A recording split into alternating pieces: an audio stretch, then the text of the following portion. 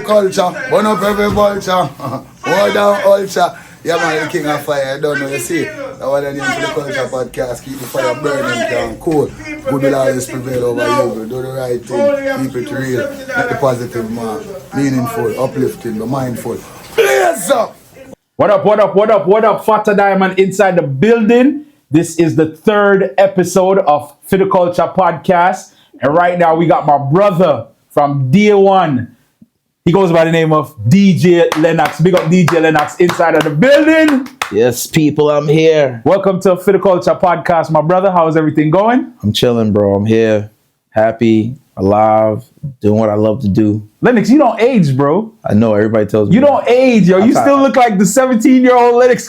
Yeah, I try to cut, yo. I know running around Rochdale and Queens, man. Come on, man. I try to keep the gray hair on the low commission. You know what I'm saying? Are you planning on dying if the gray hair? Yeah, I've been. Oh, you've been dying? Yeah, I've been dying and trying to keep it. You know what I'm saying? I want to keep blending in. They gotta figure me out. You know what I'm saying? Listen, yo, it's part of life. It's growth. It's maturity. Listen, Right. If you want to diet, you diet. If you want to Beijing, you Beijing. Listen, to each his own. But anyways, welcome to Fidiculture Podcast. Yes, This bro. is the third episode, and we got to feature DJ Lennox inside the building. How's everything going, man? Everything is going excellent. Happy, can't complain. Everything is moving great. That's what I'm saying. That's what I'm talking about. That's what I want to hear. Let's start from the beginning. Who is DJ Lennox? All right, DJ Lennox is half American, half Caribbean, young youth that loves music, that's been studying music from baby vibes when parents are around playing music. You understand what I'm saying? Playing music around me. I'm just sucking up all that music. You know what I mean? Going from the American world to the Caribbean world and being able to adapt to all the environments. That's who DJ Lennox is.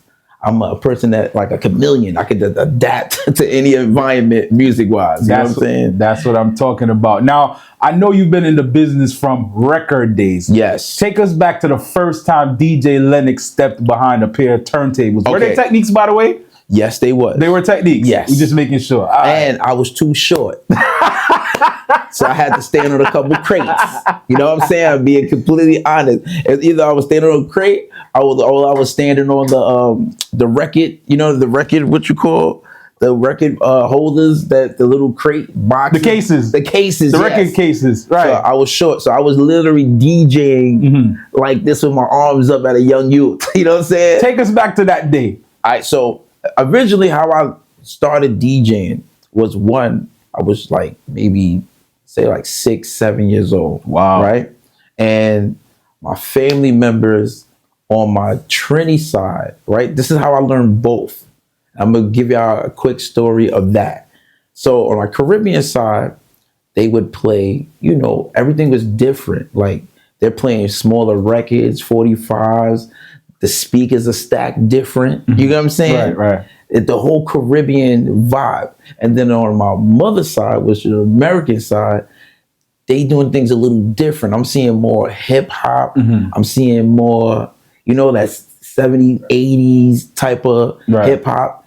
The speakers are not stacked the same. They're playing bigger records. You get what I'm saying? Things is a little different. The park jams is a little different from the Caribbean dances. And the music selection is completely different. Right. So as a young youth, I'm going to both of these things and I'm sucking in like, you know, why is this way? And then why is this way? Right. So then at the time of me taking all that in, I'm like, yo, I want to DJ. You know what I'm saying? My mother like, you really want to do that? Like, yeah, y'all playing music. I'm seeing my cousins and certain people around playing music. I want to DJ. You know what I mean? So really on my Caribbean side, is what took me in to want to learn the craft and watch them, being back at the parties in the backyard, bashments, or the soca parties and the calypso. I'm taking all that in. So I started messing around with it, like, yo, little, you know what I'm saying? My father was super popular. I don't want to get too deep who my pops is, but now shout him out, man. Shout out to my pops. He's really big in South Jamaica, and he paved the way. So my pops had a big name already. Okay. You know what I'm saying? He wasn't a DJ. He was the Trini side. Yeah, the Trini side, but he was already like outside. People very well respected. You know what I'm saying? In the streets. So when I would be around my cousins from Brooklyn, and I was around a lot of Jamaicans. Okay. So people thought I was Jamaican. I definitely thought you was Jamaican. Right. Let me explain that part of it. Okay. Right. Well, no offense to my pops and my mom, but when my pops and my mom broke up, the guy that my mom was dating that made my sister, he was Jamaican. Oh, okay. Right? Okay. But then my aunt on my father's side, from the beginning, since she came up from Trinidad, she was dating somebody Jamaican. So it was always mixed. Right. So when I would be at my aunt's house and be around, that's my dad's younger sister. So I gravitated to her boyfriend because he's Jamaican, and automatically, him and his family played music.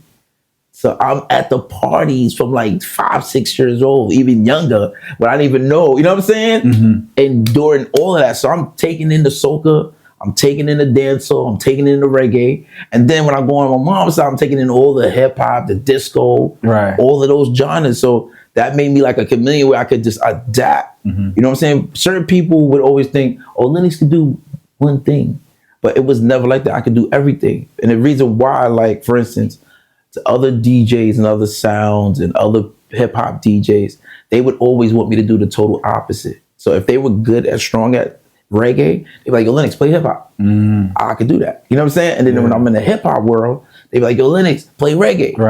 Or play soca. I could do that too. You know what I'm saying? Because I was around it, sucking in all that music. So when I started learning, as I got older, I started learning. And I didn't even know the circle that I was around.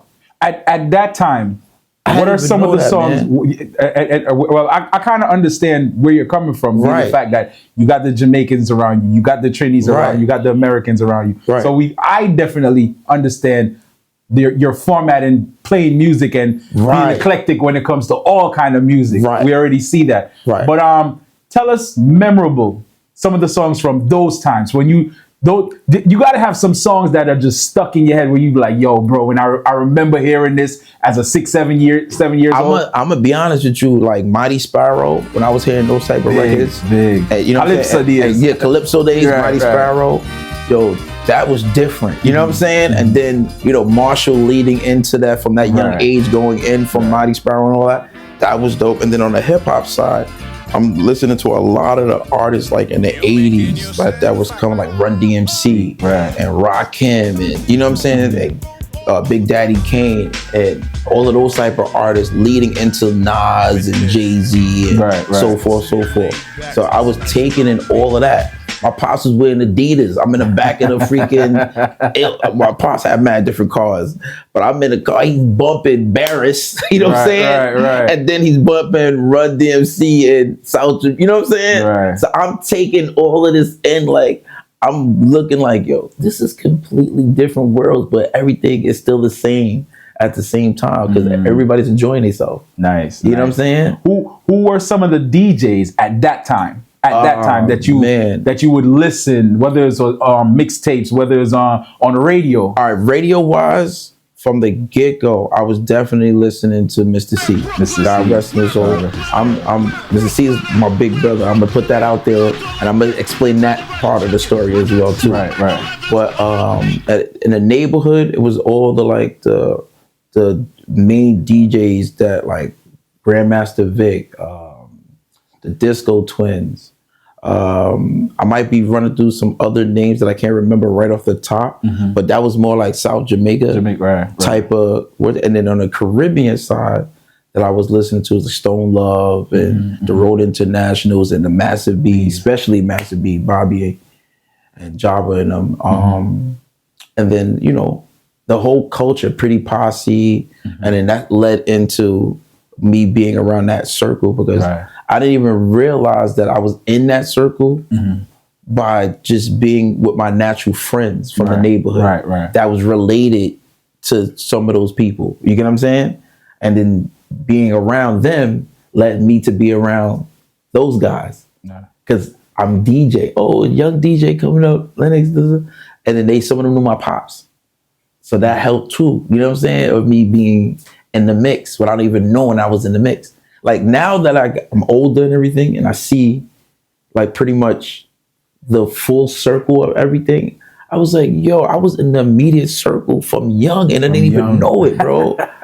You get what I'm saying? Facts. I'm around all Beanie Man, all these artists from the 90s and didn't even realize who I was around because of the DJs that I was around. I was literally around the elites Right. from the GOAT. Right. That's what pretty much I feel where, you know, if I didn't learn from them, I pretty much probably wouldn't be where I'm at right now because I took everything I learned in my own way from each of them.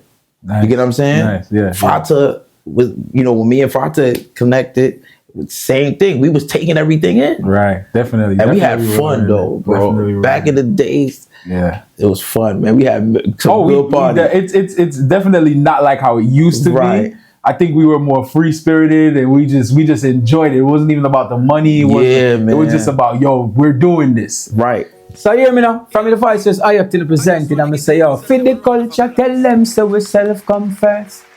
Fidiculture, yo, we self-confess. Fidiculture, we self-confess. Fidiculture say, opportunities on the lowest way. You know, I have to present him Fidiculture. Number 1 podcast. No second, no third, no fourth. 1. Then, if Fidiculture in an interview, you know, boss. I have to present it. All right. Take us back to your first booking. All right. So my first booking, maybe I came a long way. Let's go. I'm gonna tell y'all, this is how hungry and how hard I work, right? I started off as a DJ not knowing, because you know you don't get the equipment right away. You get what I'm saying? So you gotta figure it out as you go. And my pops specifically wanted me to figure it out because he really wanted me to want it. You know what I'm saying? Where it wasn't just given to me. Because he could have bought me anything I wanted, but he wanted me to do the steps and really learn the craft. So you appreciate it more. Yes. So I started off with 2 tape decks first. Serious. Yes. Cassettes in the house. You know what I'm saying? Downloading, trying to, now I can say download. That word was existed. Right. But recording off the radio with cassette tapes and and I bought a little mixer, you know what I'm saying? And tried to mix the tapes. Then I went from that to getting the records and then the turntables, but I didn't get techniques right away. I had the Gemini joints. You know what I'm talking about? Belt driven. Yeah, the belt driven. It's just bouncing all over the place. You know what I'm saying? You can't pull it back and let it go. You gotta ease it. You know what I'm saying? I went through the freaking coins. You know, putting the quarters on the needles. Finding what needles are the best needles to go with. You know what I'm saying? Everybody knows. What was the long joints called? That was like the best Concords. Needle. The Concord. Yeah. If you had the Concord, you was rich. You was rich. You had money, son. You had money. But you talking about like $200 probably at that time, bro. For Concords. And then another thing, getting records, with Hot Wax. All of these places like this, y'all. If you're a real DJ, you know what I'm talking about. We gonna get to some of the records, but I want you to take us to the first booking that DJ Lennox. Right, so my first booking was a backyard party for my homegirl that lived on my block. You know what I'm saying? I was in junior high school, 7th grade. Wow, that's big. And I was playing, like I told y'all, dealing with tapes and CDs and records. I was making whatever could work because, you know, I didn't have the funds to do so at a young age. And my pops wanted me to figure it out because he knew I would appreciate it more. So whatever hot record was out at the time, if I couldn't financially, you know what I'm saying? Just record it off the radio. I'd record it or try to get the CD or get the record. You know what I'm saying? Infringement. But it's all good. We had to do it. We had to figure it out. So, and then, you know, when you find another friend, you know what I'm saying, that DJ too, yo, we put our records together. Like, yo, you got this, I got this. You know what I'm saying? And we would rock parties and help each other. Yo, I got this speaker, you got this speaker. You know what I'm saying? Right. I got this bass bottle, you got this bass bottle. And we would figure it out. And just as we grew and our equipment got better, the experience got better, we learned from each other. You get what I'm saying? And we just went through every step that you're supposed to go to from the beginning of a DJ. Tell us about the party, bro. Oh, so the party was great. I'm sorry, but the party was amazing. Shout out to my homegirl Naomi. We still friends from this day. She had a party in the back of her birthday, and she asked me to DJ. And she charged, no, she gave me, because at that time, I didn't know what to charge. She gave me $150. That was a lot of money back in the days. That's you a know lot what of I'm saying? records you could go buy with that. Yeah, at so that time. I was lit. So, you know, I was guaranteed, like, I got to kill this party because I can use this money to get more equipment. That was my mindset. Like, the more parties I do, the more equipment I can invest in myself to get. It wasn't even about appearance and all this other stuff. It was just like, yo, I got to get the right equipment so I could do my thing. You know what I'm saying? And then the bookings will come in as they go. Do you remember one of the hot songs at that party at that specific time that you was like, yo, this song has to play tonight. I gotta play this song. I'm gonna be honest with you. In the 90s, freaking Beanie Man was going crazy. It was a couple Beanie Man records and it was a couple Bounty Killer records at that time in the 90s that was playing. And Shaba was big, like super big. Like, I would say at that time it was more like around Shaba and then Beanie Man and Bounty that was playing Caribbean wise. Now hip hop wise, it was more like, you know, Lost Boys and those type of artists that was coming up before at that time. Because I was kind of young still when I was junior high school. Yeah, doing special ed and you know what I'm saying? And all those type of records. And Rakim and all of those type of Run DMC. I was new to records, but at that time, my age wasn't listening to those records. That was more like my pops and them. You know what I'm saying? So I was playing with more of my friends wanted to listen to, but I knew my parents' records. You get what I'm saying? And I knew how to play them. But it all depends on the party, but it was her birthday party, so it was more our friends. So we was lit. Like, you had a good time. And those are new word terms I'm saying right now. Okay, lit is like a new term for this day and age. Sometimes you was like, it was fly. It was fly. You know what I'm saying? It was cool. You know what I'm saying? Right. But my initial name, too, let me say that in junior high school, wasn't Lennox. It wasn't. It was DJ Blue. Really? Yes. How'd that come about? So, I used to wear blue all the time. Blue was my You wasn't favorite gang color. affiliated, were you? No, I wasn't affiliated. I just liked the color blue. Right. That blue was my favorite color. So I would always wear blue. So they was like, yo, we just gonna go with DJ Blue. But then I have two names. I have a middle name and I have my first name. My first name is Lennox. That's actually my government name, and my middle name is Gerard. For all the people that's tuned Shout out to Gerard. You know what I'm saying? Right. That's real my middle Trinity. name, right? Sounds real Trinity. Right. So how Lennox came about was in junior high school. I first got to junior high school, 7th grade. You know what I'm saying? They was calling me. They're like, what you gonna call your DJ name? I'm like, I don't know. Call you DJ Blue. They was like, nah, Lennox sounds better because everybody in my neighborhood knows me and family says Gerard because my father's name is Lennox. Oh, okay. So they was like Lennox Jr. And you know what I'm saying? But my separation is Gerard. Right. So they were separated like that. So my neighborhood, everybody called me Gerard. And then when I went to school, they like Lennox. You know what I'm saying? Right. So they're like, yo, why don't you just call yourself? They be like, yo, Lennox, the DJ. You know what I'm saying? Yeah. The licensed DJ Lennox. So I was like, all right, wait, I'll just call, you know what I'm saying? I'll just do that name sound, you know what I'm saying? It's my name. And they already calling me DJ Lennox. So why not just say DJ Lennox? That's my name. And then I asked other people around me, they like, yo, Lennox your name sound way better than DJ Blue, bro. Your name sounds strong. It's meaningful. Just use DJ Lennox. And then that's how I got DJ Lennox. So you went from the cassettes, ease into when you started purchasing records. And like you mentioned earlier on, where were some of the spots that you had to hit up on a Thursday or a Friday before you? I had to hit up Music Factory. I had to hit up. Where was that located? That was on Jamaica Avenue in Queens. Because I'm from Queens. South Jamaica, Queens. So I had to go to Music Factory and Hot Wax. They were right around the corner from each other. Right. And my pops used the barbershop that Hot Wax was next to was the barbershop that my father took me to when I was young, Freddy's. You know what I'm saying? I used to always go to those two places. And then I started learning about all the other record spots like in the city and the ones that everybody speak of because you could get different records in those locations. You know what I'm saying? Oh, yeah. You had, I know for Queens, you had VP. Yeah, you had VP Original well, Records. Yeah. Then you had, in Brooklyn, what was Beat Street? Yeah, Beat Street. You had Superpower. Superpower. Like, you know, certain things you might not get at at this spot, you'll get it right at those spots. So I started learning that by building with friends. You know what I'm saying? Like, yo, Lennox, you could get. I go here. Some of them don't even know about Hot Wax. Right. I'm the one that put them on. They put me on. Right. So we. Hot you know Wax what I'm saying? always had the remixes. Right. The remixes. That's was a fact. Shout out to Hot Wax for that. Yep. Right. And I would go to VP, get the tunes I needed, and it was just fun going through those experiences. Especially at that time, it took a lot of us.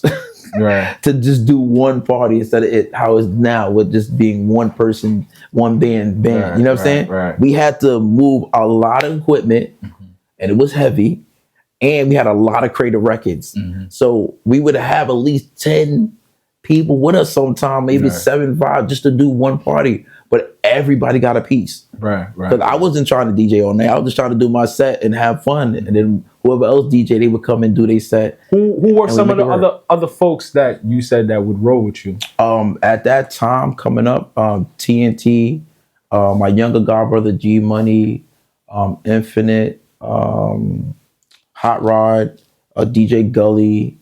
This is all like on the hip hop side. I want to make sure I'm not missing nobody.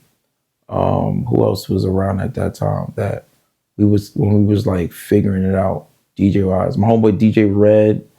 And this is all on the hip hop side. I want to make sure I don't anybody, if I forgot your name. Just leave it in the comment. You know what I'm just drop it saying? in the comment. But it was a lot of those guys around my age bracket that we was coming up and we was figuring out. Right. But those are some of the names I could, you know what I'm saying? I could think of. You said that's on the hip hop side. What On the about the hip-hop. Caribbean Now, side? the Caribbean side, Fata is definitely in that equation. Fata, freaking Daba Spraga, freaking Platinum Kids. Who else?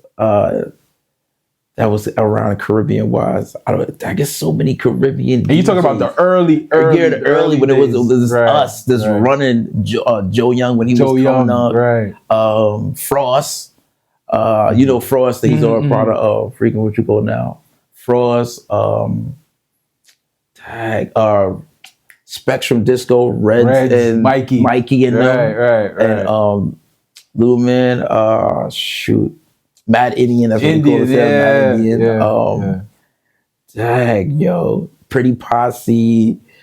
Like anybody that was a part of Movement Squad. You know, being around Bobby from a young age and Jabba and them, that was dope. Freaking Mighty Crown, he was around that time. Easy Pass. Who else? That was like a full Can't circle. forget Uncle E. Uncle E. E-Man. E-Man for sure. And Right. E-Man caught all the footage at that time. Even though he was DJing, he was doing the camera thing too, and he was catching all those memories. Right. Dang, who else? Fata. It was a lot of yo. it was definitely a lot. I don't of want us. to. And it's a lot of Queens sounds too. Definitely, yeah. It was a lot of us. I can't forget. Yo, I go by the name of DJ Mad out and listen to me and listen to me good. It's all about Fidiculture. Fit the culture. You understand? You understand? Fidiculture podcast. Remember I told you, Fidiculture podcast, mad thing. You hear that? Man.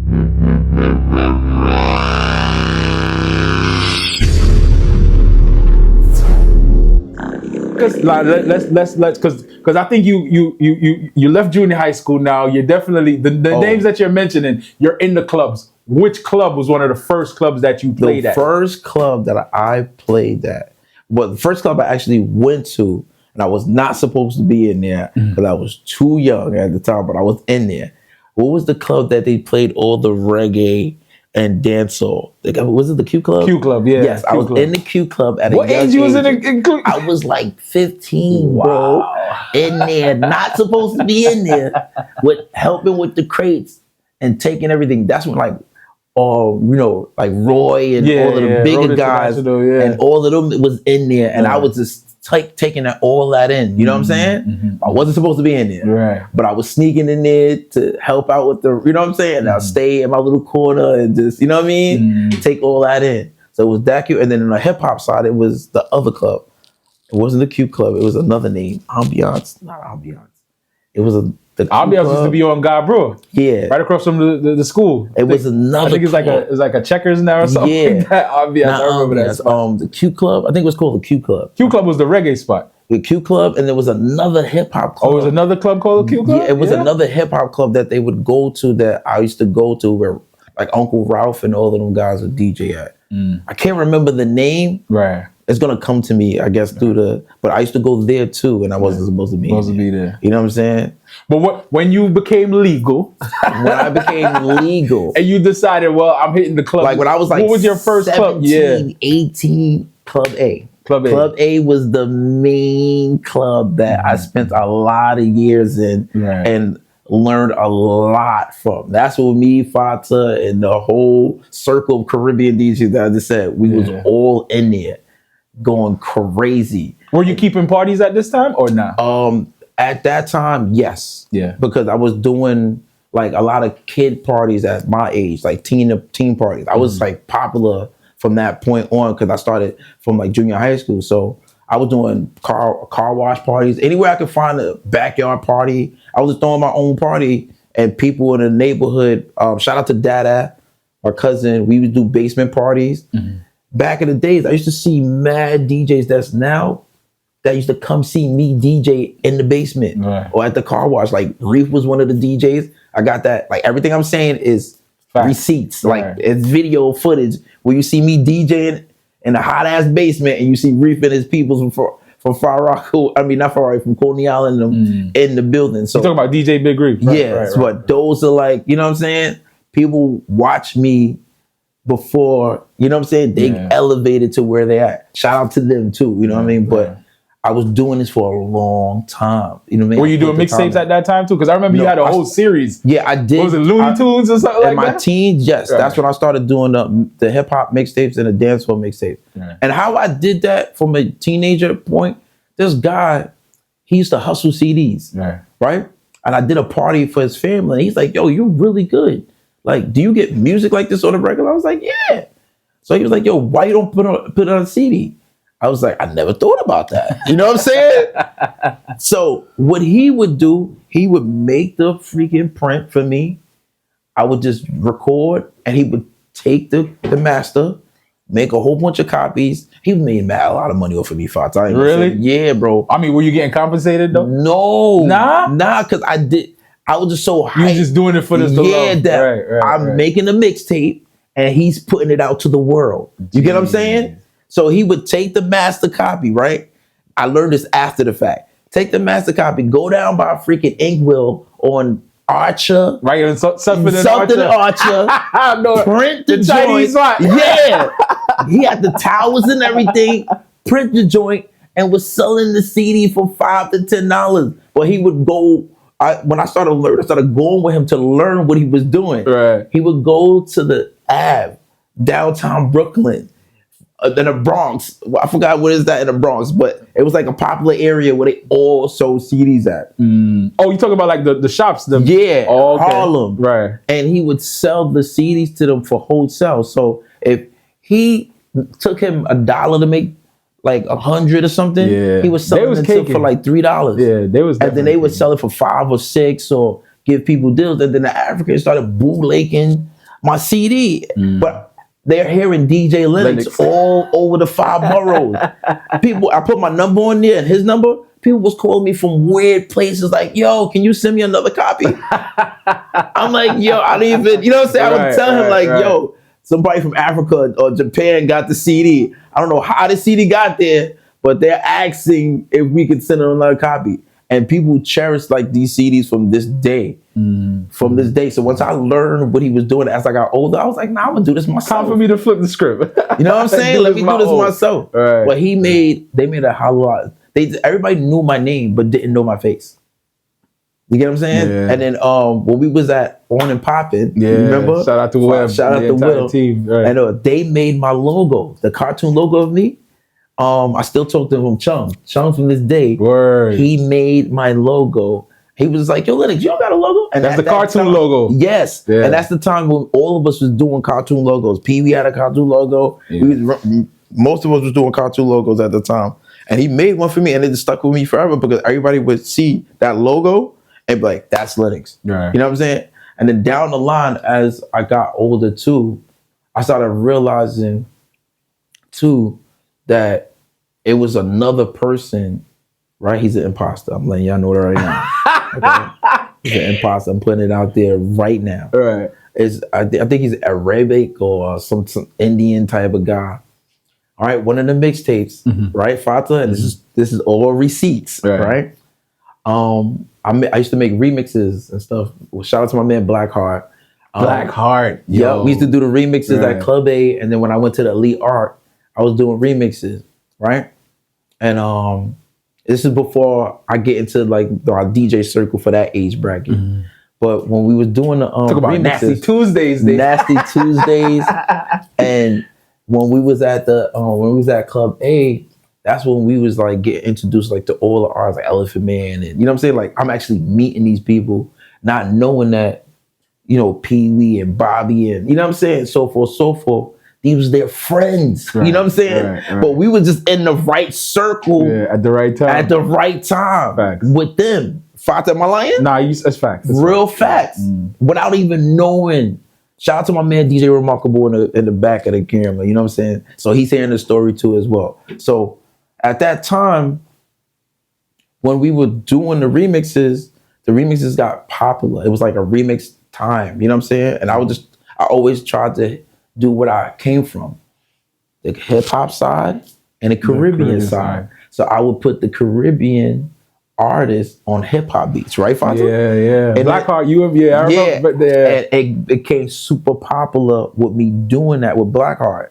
So when that happened, the imposter, this is when I found out I had an imposter with using my name. He called me for my mixtape. And was like, yo, can you send me the remix? And I was like... So he was using the DJ Lennox name? Yeah. Wow. And he asked me if I can send him the remix so he could act like... That's him.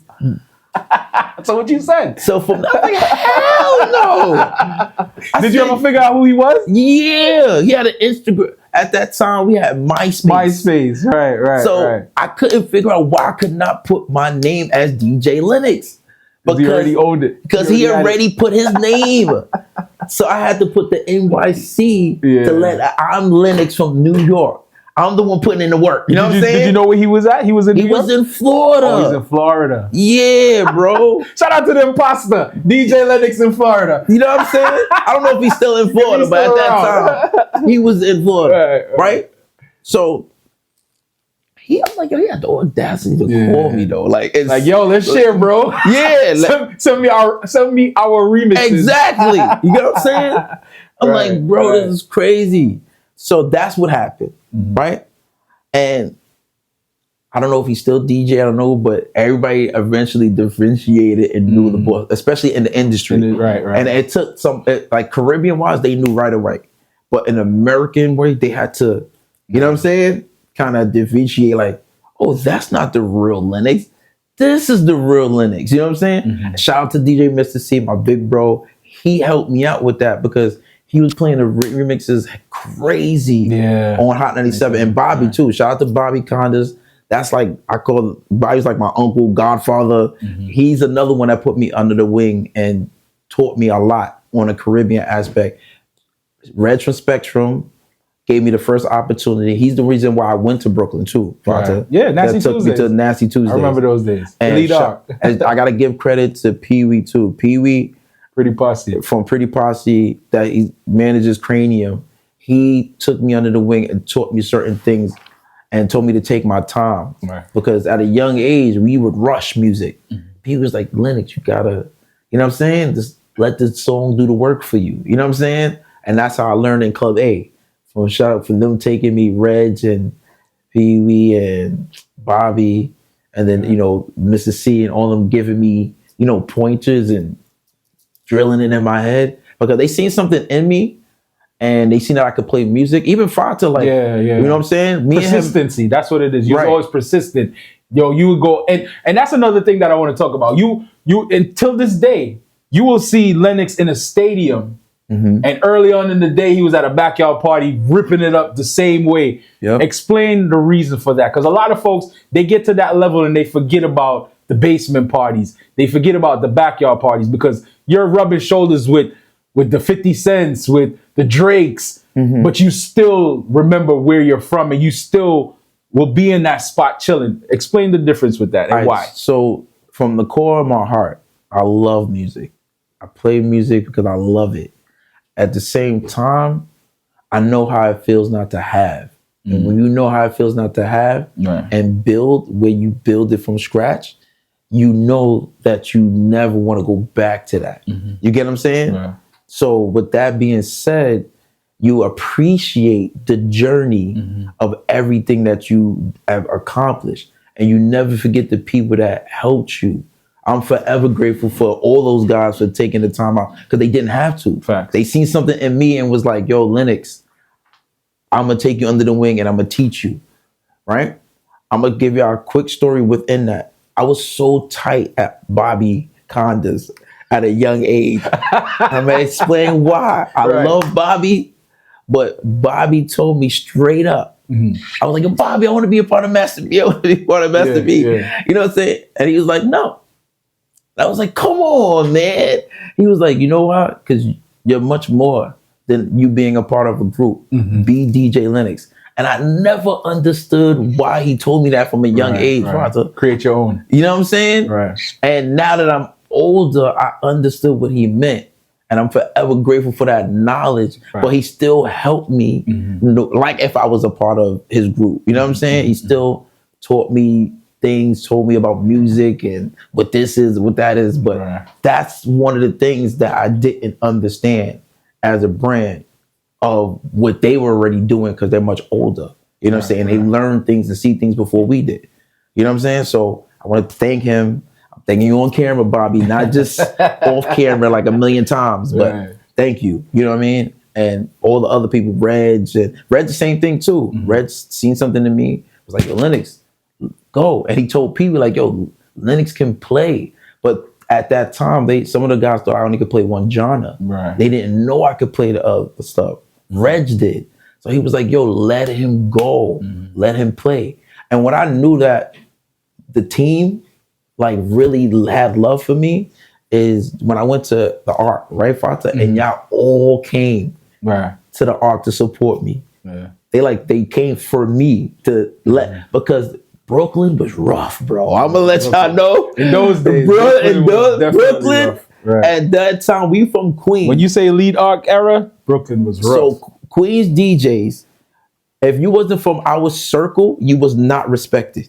True. That's real facts. talk. Explain that. I'm gonna say that very, very clear. If you was not from that Queens circle of DJs that was part of Movement Squad, and you know what I'm saying, and shout out to the Killer Boo, and you know what I mean, everybody that was in that circle, they did not respect you outside nowhere. And Brooklyn was one of the hardest, ruthless places that, you know what I'm saying? Right. That at that time, I seen some stuff happen, people, and not in Red Grab, but I seen some stuff happen in the Arc that I can't speak on camera.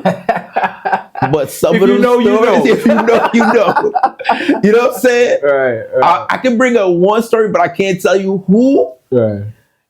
But it was definitely happened. Even at certain things like that with Club A, like if you didn't know that our Queen Circle, you wasn't just coming in there to play. It wasn't, you know what I'm saying? It wasn't that type of movement. You got to pay that dues. You got to pay that dues first for you to be able to even come play. You know what I'm saying?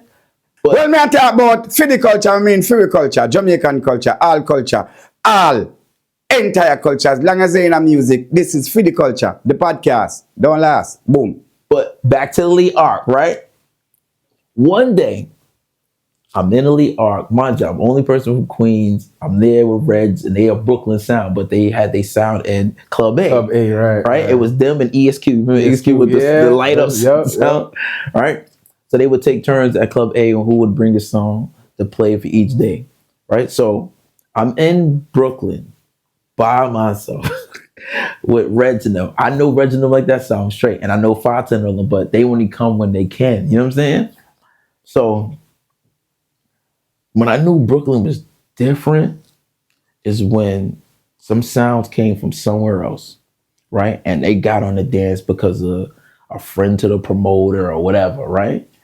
And they have an order. Everybody knows in the Caribbean business, it's an order. You have to follow the order.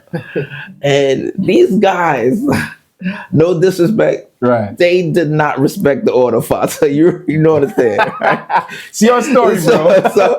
So they did not respect the order, right?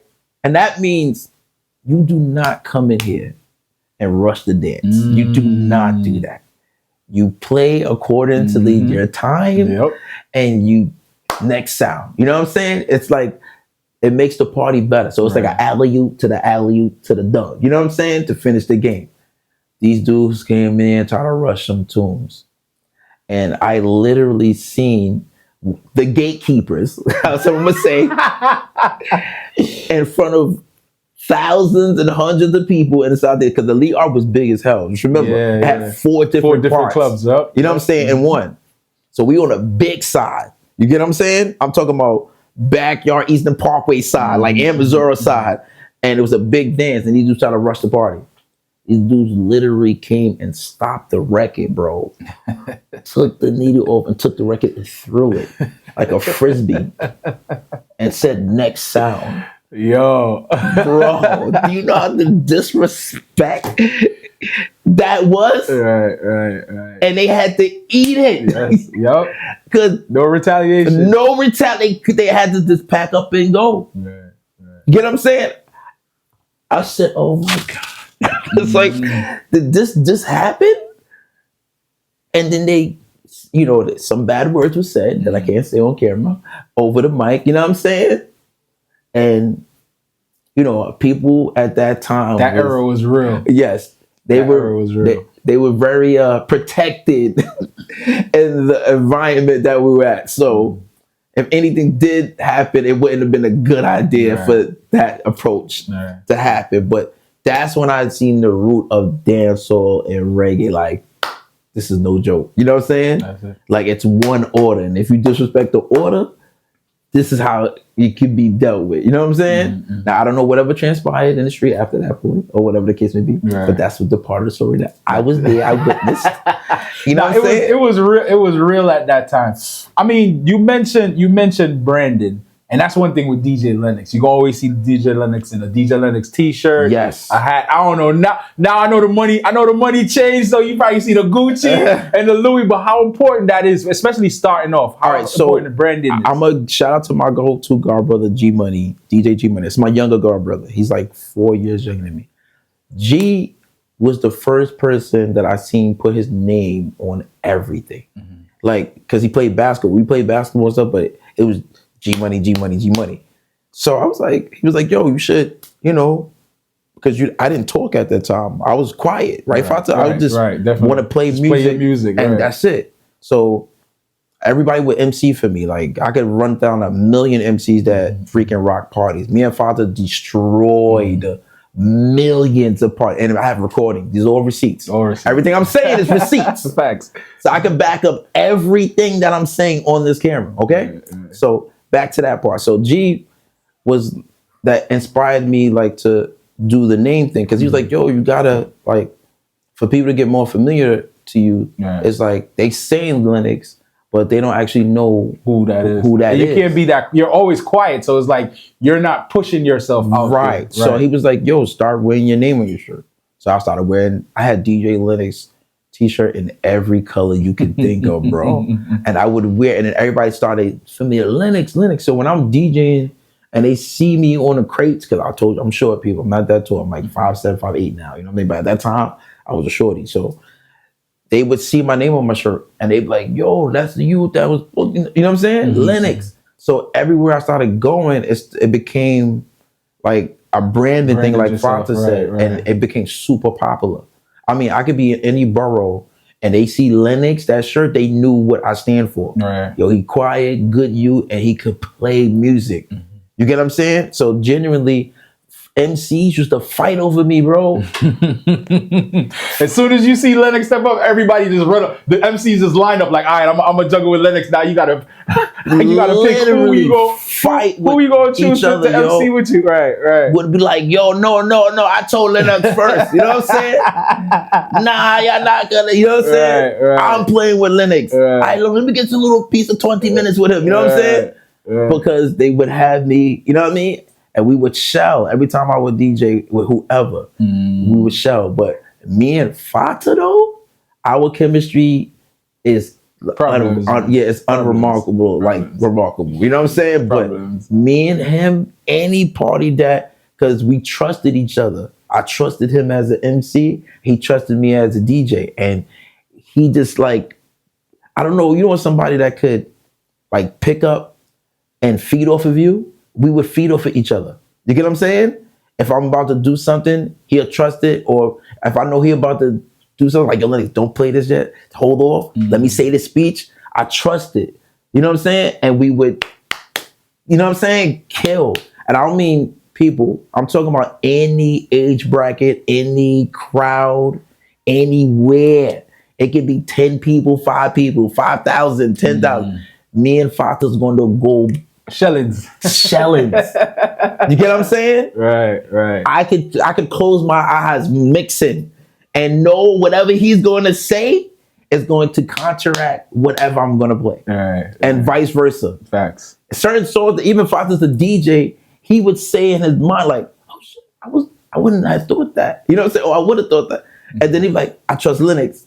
And then when I would play it, the reaction would be, you know what I'm saying? Yo, the interview ain't about me, bro. It's about DJ Lennox, bro. You know what I mean? I'm sorry, but I gotta give credit what it's due, bro. I get it. And You that's my brethren, bro. And that's what I respect about Lennox. You know what I mean? Like I said, this is the third podcast. You know what I mean?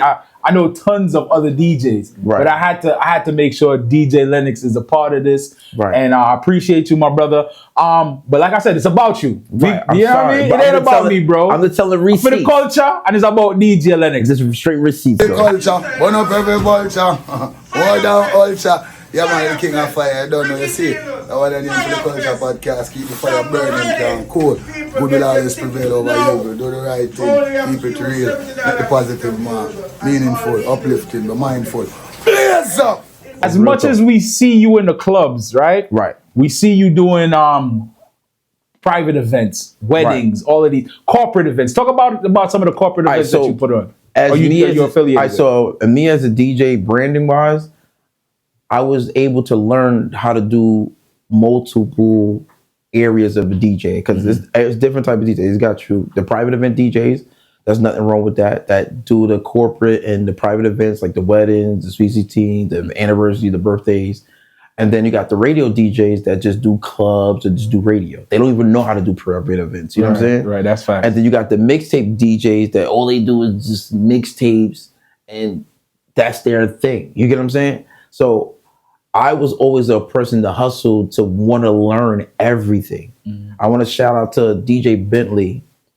Bentley is the one that showed me the corporate world. And what I did for Bentley, I taught him how to DJ better. Right. Because at the time he was much older than me, but his friends didn't want to give him an opportunity because they always looked at him as an MC. Okay. So I helped him be a better DJ. And what he did was show me the business in the private world, like contracts, how to dress, you know what I'm saying, when you do these private events, the formalities of the private events. Like Sweet 16s and weddings are similar but different. Right. But you got to know the order.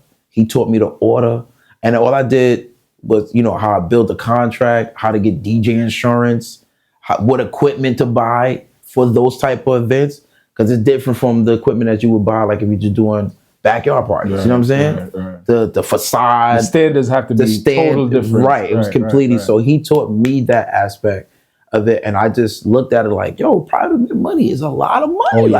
You know what I'm saying? Let me stay in this lane too. Right. But promotional wise, let me keep my name in the streets because that's where I'm in the clubs and my following comes from. When I keep a dance or I keep a certain event, these people that naturally love what I do and I love back will come out and support me. You know what I'm saying? But that's where I started doing private events. So I'm like I said, I do everything. Like anything, there's nothing that I can't do. You have a major Friday night. Yeah, A hot Friday night right now. Right. Talk about that. All right, Friday night. and let me tell you why I started this Friday night. And First of all, what's the name of the Friday night? It's called Red. It's at Red Crab in Rockwell Center, Illinois. It's called Friday Night Vibes because I try to do what my heart is. I like all types of music, and I try to build a vibe around all the genres. You know what I'm saying? Of everything I'm playing: compa, dancehall, Afrobeat, Spanish, hip hop, reggae. Afro beats, piano, all the genres. Right. I just run through the music and I have fun doing it. But the reason I'm saying why I started the Friday, and this business, Fata, and you know what I'm about to say, and Remarkable, you know I'm about to say, right? It's a lot of different DJs and there's a lot of different people always talking, right? And people always feel like other people is doing this and this person don't got a crowd and this person is not doing this and all the funny politics stuff, right? And I'm not even a person to talk. So, but I would hear certain things, right? And I knew that I have a core support system from day one. So what I did was back in the days, I would do a lot of events and I would do it with other people and they were taking credit for it. Oh, you understand what I'm saying? Like it was them, right? And they was just piggying off of you, right?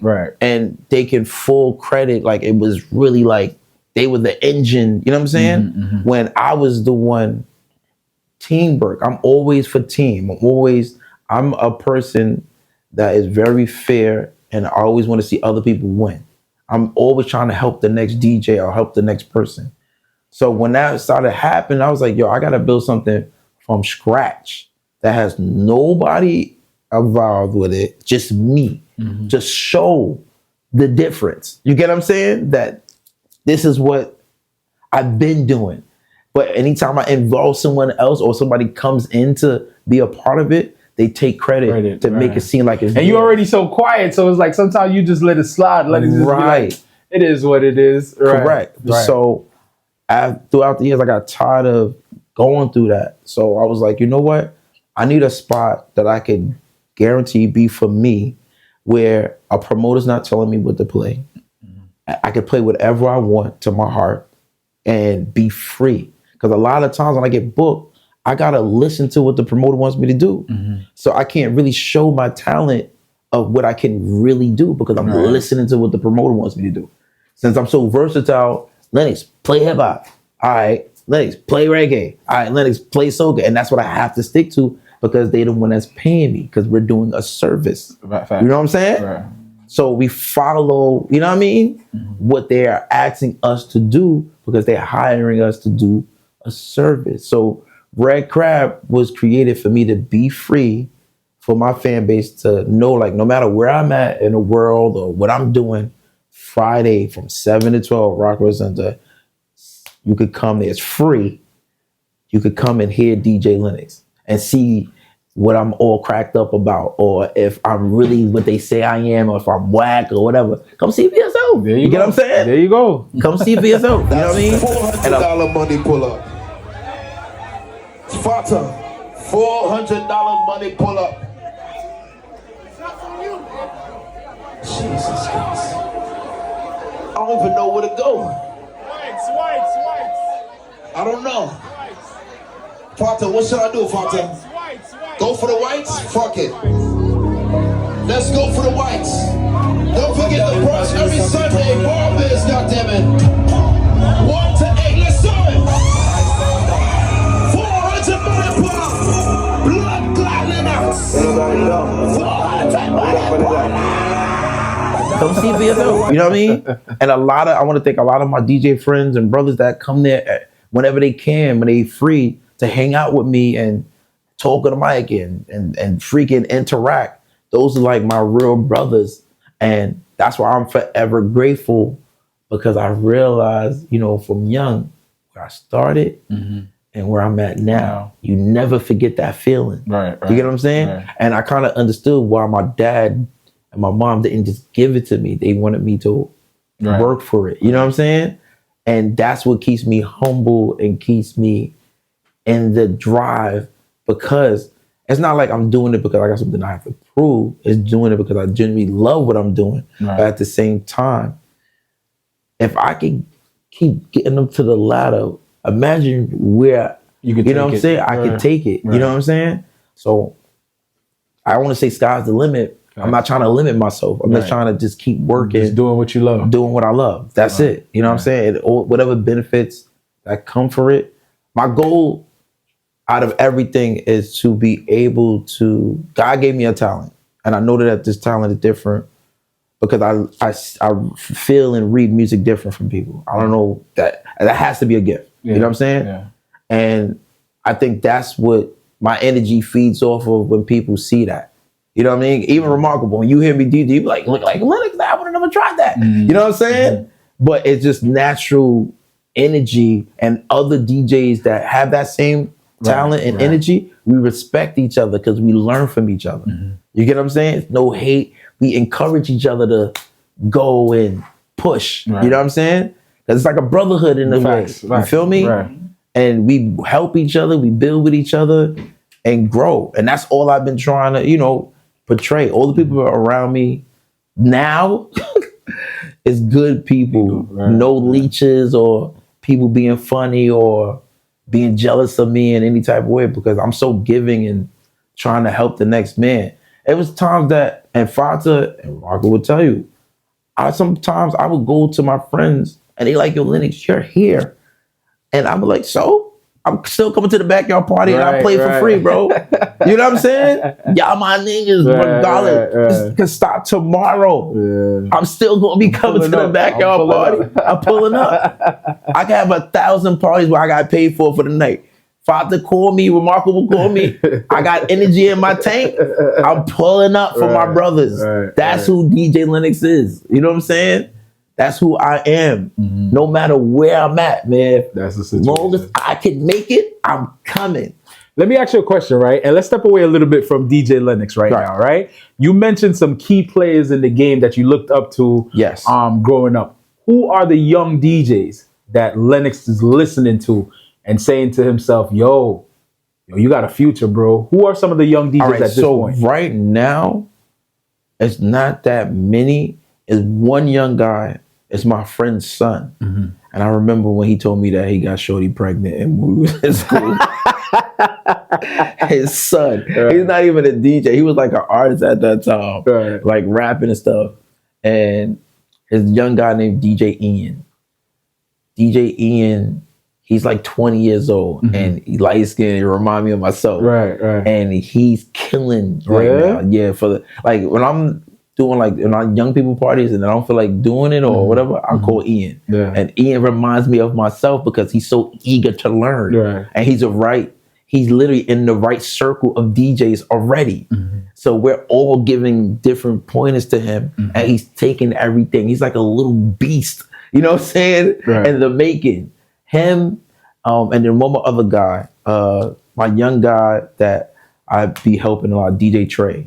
Shout out to DJ Trey. Is like 23, 24.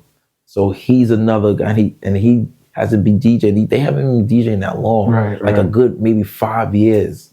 But it's a lot easier now because you could get a laptop, Yeah, a the access controller. of everything is right. They didn't go through the struggle we went through, Father. Right. No belt driven. Yeah, no belt driven, No heavy cassette. crates, no cassettes, no CDs. Right, You know what I'm saying? No licking the needle, making sure it don't drag across the freaking record. No searching for that song. Yeah, you can't find it. You know what I'm saying? Right. Yo, I want to give a quick story about a record back in the days.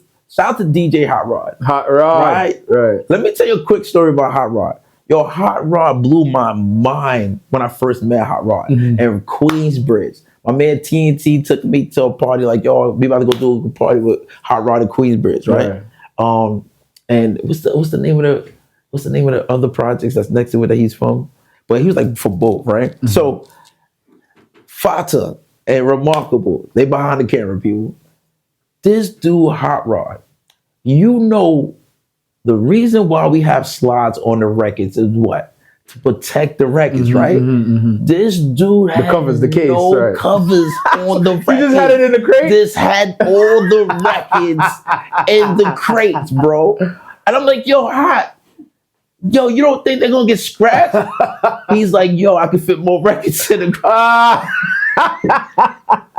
And yo, this dude was destroying the party. Oh, but man. the ill thing about him, and he gave me that DJ Robbie Rob. You know what I'm saying? That was somebody that he looked up to. Yo, he knew exactly where to drop the needle on the records because he knew when joints were scratched in certain areas. So he would drop it in a certain area and start from there.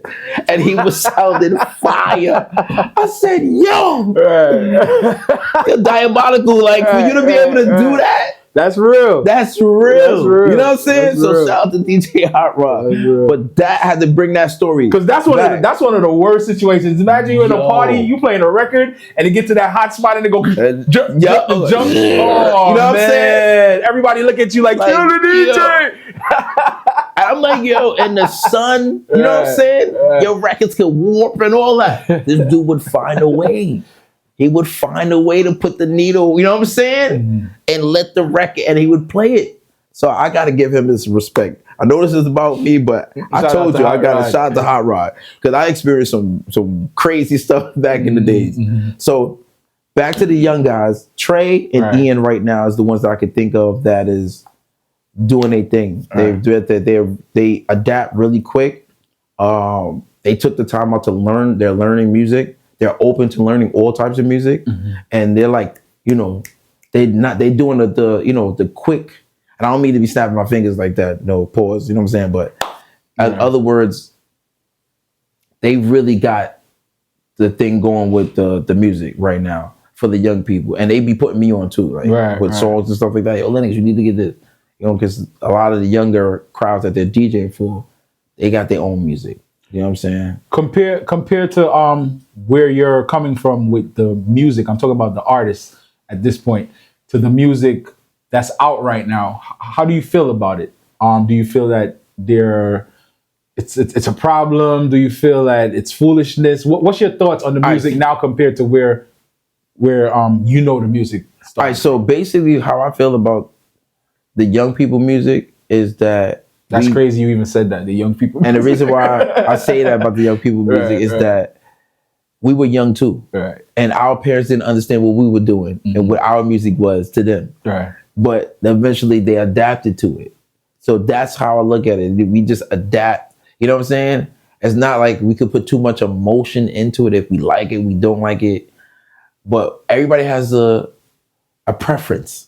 You know what I'm saying? Of what type of music they like or what they would rather listen to. But as a DJ, you just got to be open-minded. You know what I'm saying? That doesn't mean that you gonna go there and listen to drill music or listen to this type of, you know what I'm saying? Soca or zest or, you know what I mean? That might not be your thing, but being open-minded is for us to be able to play it because that's what they want to hear. Our job is to play music for the crowds, whatever is in front of us. You know what I'm saying? So that's how I kind of like say, I can't say I dislike it. I can't say I like it. It's more just because, you know, some of the songs. You got to appreciate it. Yeah. Some of the songs they be having some songs that's fire. And then they got some like, what? You know what I mean? But everybody has their own opinion. Everybody has their own preference.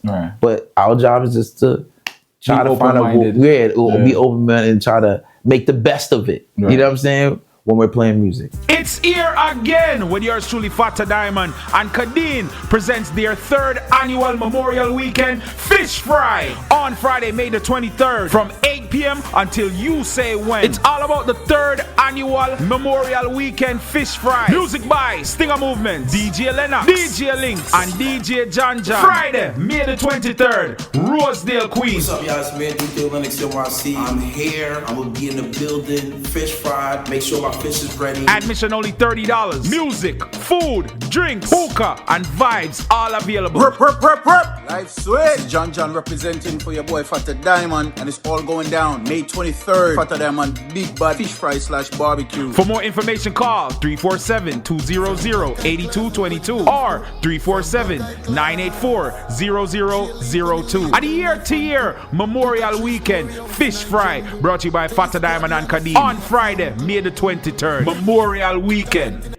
Now, we've seen you've done the promotion, Right. You've done the mixtape, you've done the clubs, you've done the arenas. Right. What more would DJ Lennox want to do? It doesn't have to be, involved in music. Maybe it's marketing, maybe it's managing. What more would you like to do when it comes to music?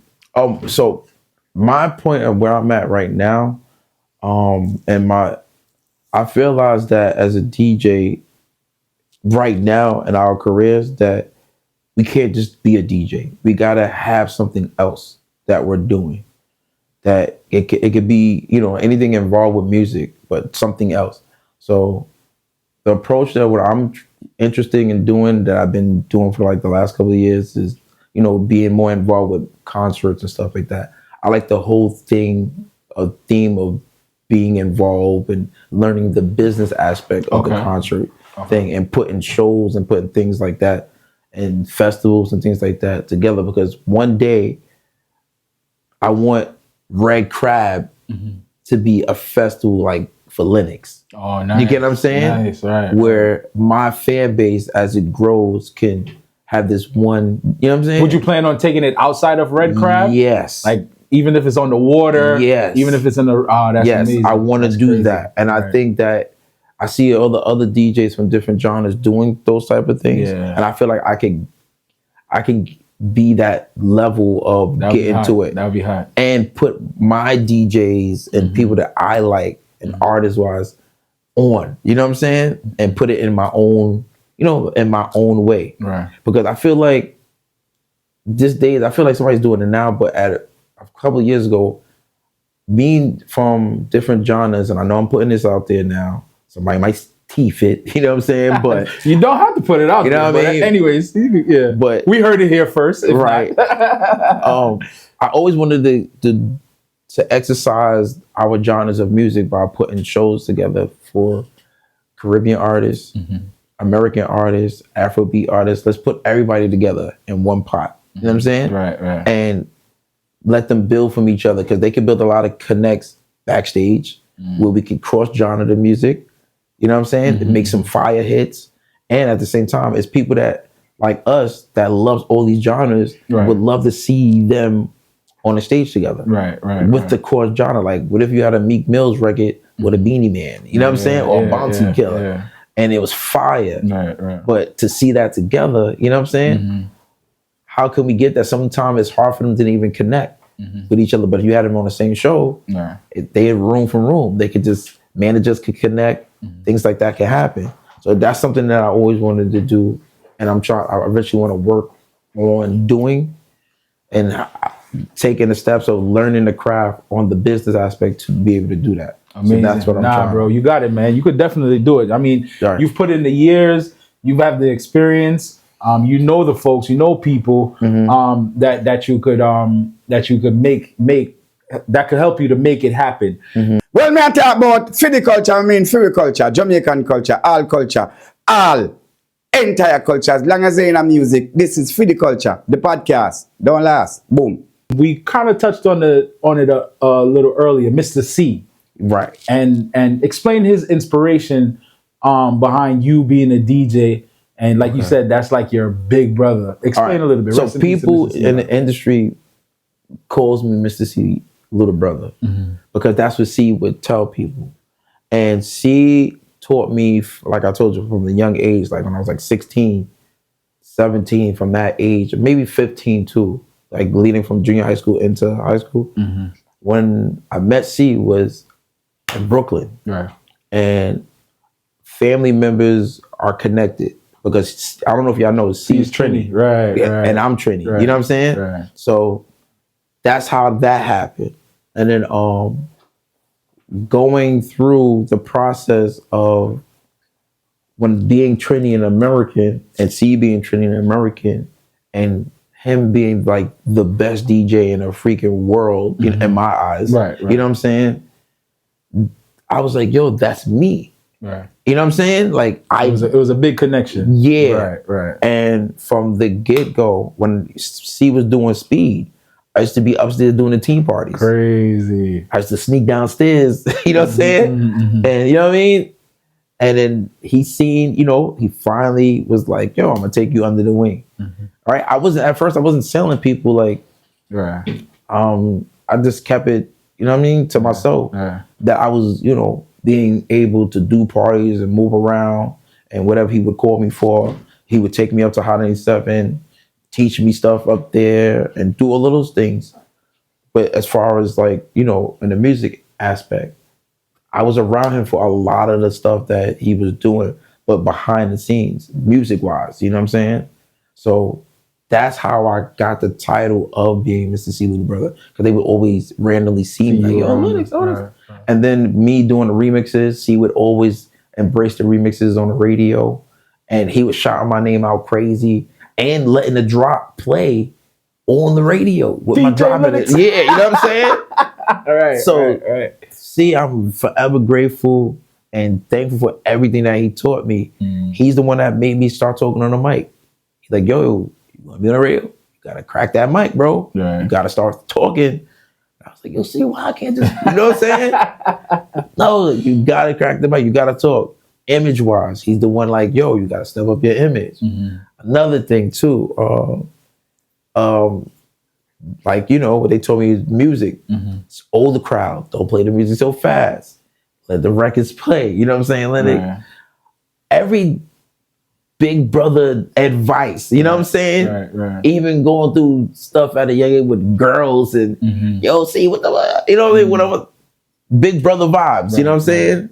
On American side, and he was there. He's more than this DJ Mr. C. He was really like a big brother that would give me advice and tell me, and he taught me how to move in the business.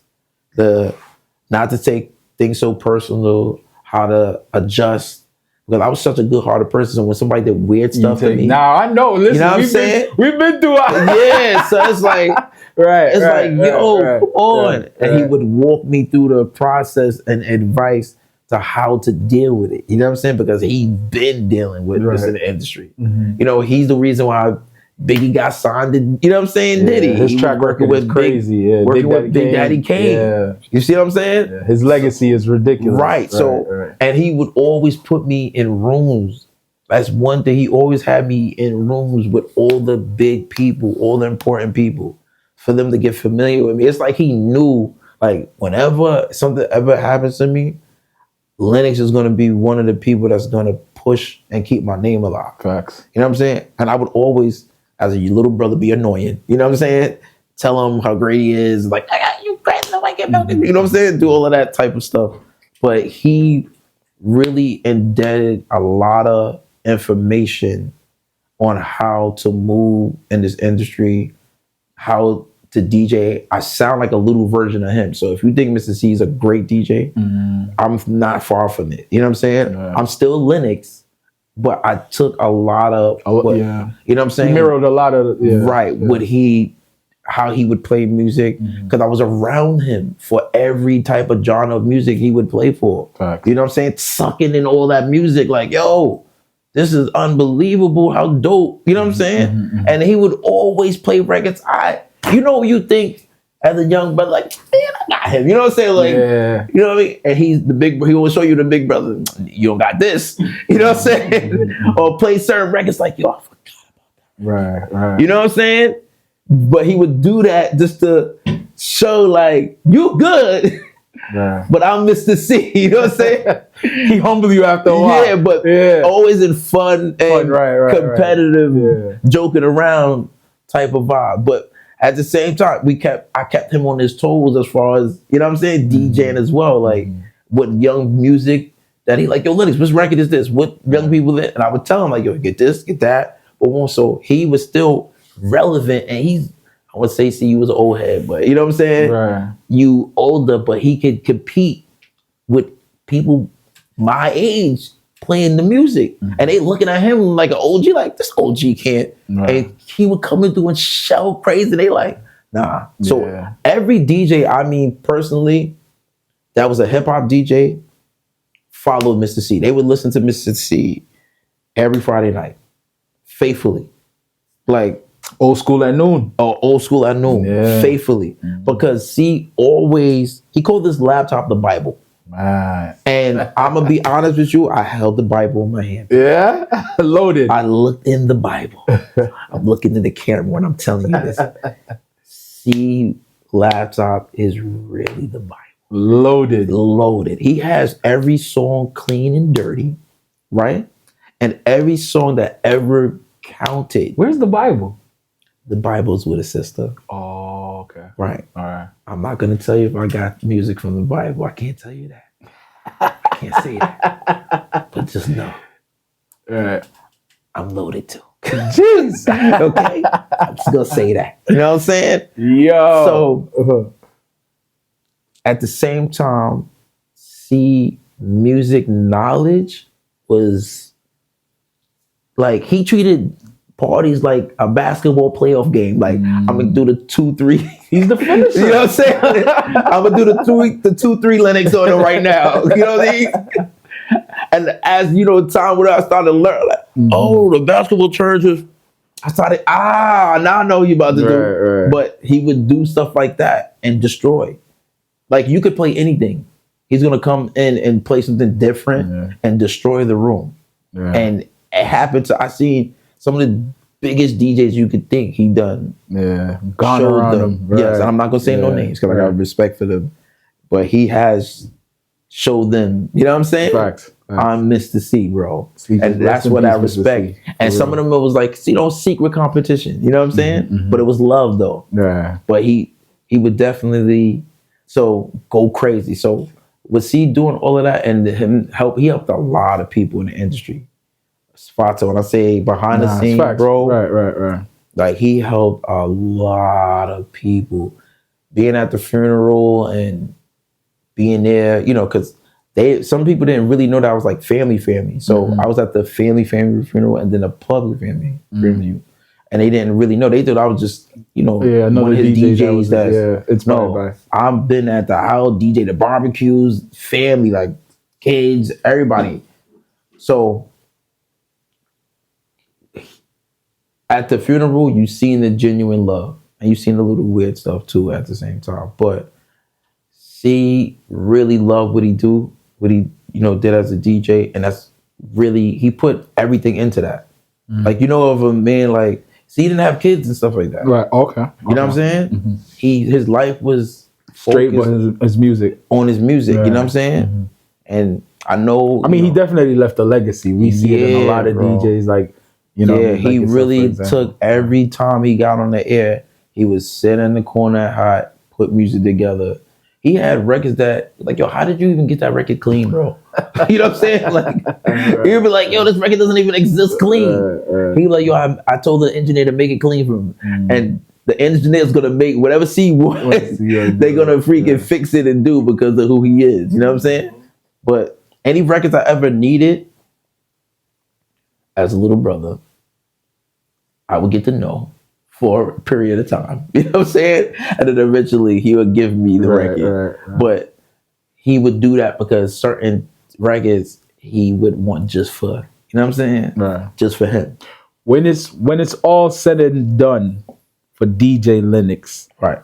What would you want your legacy to be? We you know, you just mentioned C's legacy of music and being a DJ. What would you want? What would you shake your head and say, yeah, that's me, when you hear anybody else speak your name? My legacy, I want people to know that Lennox is super humble, really genuinely love music, love people that love music. And to basically, I'm doing it for all the DJs and all the people that came from nothing to make it into something. You know what I'm saying? Right. As far as my dream was to be where I'm at and where I'm going. And to start from scratch, it can happen to you as well. Right. All you gotta do is just put the time and the work in and believe and always have faith. That's it. That's what I want to be, my legacy, to know that you can be the kid from the neighborhood with a dream that whatever you want to do, wherever you want to be, you can be that. As long as you work hard, be humble in the process, and love what you do, you will make it. And that's basically why I'm even in this camera right now. You know what I'm saying? Being able to talk to my brother, Fata got me on the big screen. You For know the what I mean? culture. For the culture. You know what I Yes, mean? sir. But Definitely. pretty much that's where my legacy would want to live on, and you know, people keep the music going, keep my name alive as long as you can. My brother, you're definitely one of those DJs that I highly, highly, highly respect. I appreciate that, brother. You've been doing your thing for quite some time. Continue. We want you around for years and years.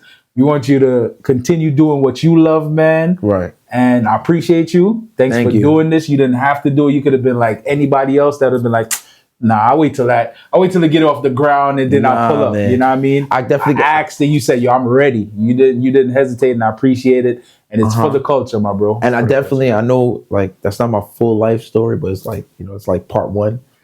I think I should do a documentary. You should. People would tell me, like, if I did a documentary or like a movie, you should. Like, I could do like versions of the movie. Right. And people would actually want to see. This is just like, basically a basic summary. Yeah, it's like a summary. This is 25 years in the game doing this thing. Yeah, it's like, I didn't even tell you like the story how with Hot 97. I was gonna ask you. Matter of fact, let's talk about it because I remember and the at a young the college, the St. John days. St. John's I remember at a young age you always be like, yo, Fox, I need to get on this Hot 97. And we see where your peers, shout out to the DJ Magics, the Young Chows, even Spinful. Remember we used to be in the same college. Whatever happened. It's here again with yours truly, Fata Diamond, and Kadeen presents their third annual Memorial Weekend Fish Fry on Friday, May the 23rd from 8 p.m. until you say when. It's all about the third annual Memorial Weekend Fish Fry. Music by Stinger Movement, DJ Lennox, DJ Links, and DJ John John. Friday, May the 23rd, Rosedale, Queens. What's up, y'all? It's man DJ Lennoxnyc. I'm here. I'm gonna be in the building. Fish fried. Make sure my fish is ready. Admission only $30. Music, food, drinks, hookah, and vibes all available. Life sweet. John representing for your boy Fata Diamond, and it's all going down May 23rd. Fata Diamond Big Bad Fish Fry / barbecue. For more information, call 347-200-8222 or 347-984-0002. At the year-to-year Memorial Weekend Fish Fry, brought to you by Fata Diamond and Kadeem on Friday, May the 23rd. Memorial Weekend. When we were coming up, you remember I told you the younger guys when I was in like junior high school, going to high school, and then going to the college aspect, it was me, Spinfo, Magic, Spider, DJ Spider. Yeah, DJ Spider, G Money, Fata, and all of us, right? Chow came in later on, like in the Brooklyn, because Chow was younger than us. You know what I'm saying? But Chow had what I know, he always had a following. His father was a bigger DJ at the time. And Chow was playing soca and stuff like that at that time. And that's when we was at the Elite Arc and stuff like that. But what happened, I was creating such a big buzz of the mixtapes, being outside. Looney Tunes. Yeah, Looney Tunes dancehall mixtapes. The hip hop mixtapes I made. When I was doing the mixtapes and C's going crazy on Hot 97 with the remixes, I'm doing like a million parties, right? I'm killing college parties. At that time, Spinfo and Spider had the College Club Kings, and they were calling me and G Money College Club Kings, but we wasn't technically College Club Kings, but we were. We wasn't. That was something that Spinfo and Spider started for their name, but people included us in it because we were doing that much damage. You know what I'm saying? Shout out to Matrix. Shout out to DJ Ziggs and Soundplex, the whole. Facts. Some of the guys, Maya Mental, Sparks, some of the DJs that around, they was younger, I remember, but they was in that. We was like a whole era of us. And we covered like all the colleges. Yeah, and we covered from St. John's to to We were all the way out Long Yeah. Island, Stony Brook. All So the some way, of those like- DJs that I named, some of them were young. They were younger than us, but we were still. You know what I'm saying? We were like, it's like certain generations. You know what I'm saying? So with that era, I was killing. It was like I was the. C said I was Kid Capri. That's what he said. That was the Right, right. analogy. He was like, "Yo, you was Kid Capri when before Kid Capri left and did Def Comedy Jam." He said you were everywhere. Where? It was Right. undeniable. My manager at the time, Ed, was getting phone calls from people like, "Yo, we about to pick DJs and put them on the radio and stuff like that." So I was the number one draft pick. And I'm gonna tell y'all this story. Receipts, right? And this is Mr. C. I have video footage of receipts with him saying this. You know what I'm saying? So anybody try to switch the switch, we could go for it. You know what I'm saying? Right. I was the number one draft pick out of Magic, Spinfo, Spider, all of them. Child, everybody. It was Lennox because of how much work. I'm not taking nothing away from those guys and Self and all, you know, and Will and all of them on the Power 105 side. But I was that much heating up. My mom was living in New York at the time. My mom didn't feel like she wanted to stay in New York, right? And you know, for every 4-year, 5-year generation, everything changes. True. Right? Right. And then we got to adapt to it. So it was that change was happening. At the same time, my mom wanted to leave New York. So I was like, my mom was like, can you help me move? So my mom moved to Georgia. Okay. You know what I'm saying? Which is like Atlanta, whatever the case may be. And my grandmother already, because my mother's American. Right. Collard greens and, you know what I'm saying? The South. It's the South, you feel me? So my grandmother's down south, so she's like, I want to go, you know, I'm going to get a house out there, but I need you to help me. I'm her only son. So I'm going to... Are you the only child for her? Yeah, no. Now my mother has... You say you got a sister. I got mad sisters. Oh, for your mother, though? My mother. I got 6 sisters on my Really? mother's side. Yeah. Oh, but you're the only son. I'm the only son, but Okay, I'm the okay, oldest okay. out of all the kids on my mother's side. And my dad got 4 kids. Oh, okay. All right, so with that being said, I go to help my mom. I'm not knowing that Flex and seeing them was going to be picking big door pit bulls. You know what I'm saying? Right. So it was kind of messed up how the approach was about the story of what happened. But this is from C's mouth. And when he said the story to us, he said it on camera on live when we was on in front of everybody. But when he initially really said the story, it was me, Spinfo, and Drewski in the room at Hot 97 in the studio when he brought up the story. And he used the analogy of me being like Kid Capri and stuff. He said that I was out of sight, out of mind. Ooh. Out of sight, out of mind at that particular moment. Right. So I was everywhere, top. My mom was like, I don't even know. You know, I took like maybe like a month or 2 to go down there to help my mom and situate her. And then I came back.